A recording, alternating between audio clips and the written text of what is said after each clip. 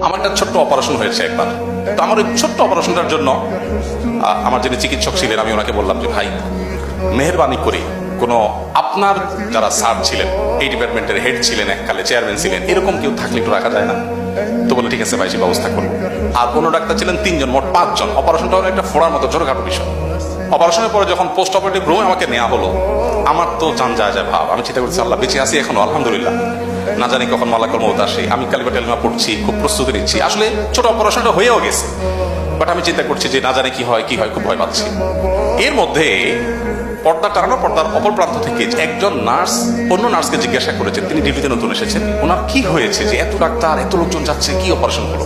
ছোট্ট একটা অপারেশন।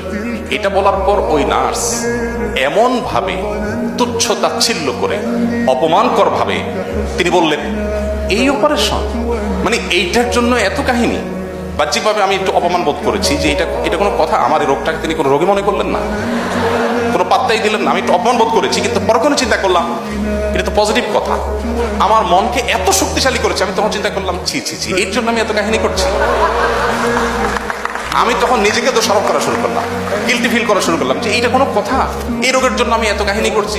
এরপর থেকে নার্স আসুক আর ডাক্তার আসুক, আমি ভাবি ধরতাম না না কিছু হয়, কোনো অসুবিধা নেই, আমি ঠিক আছে, আমি ওকে।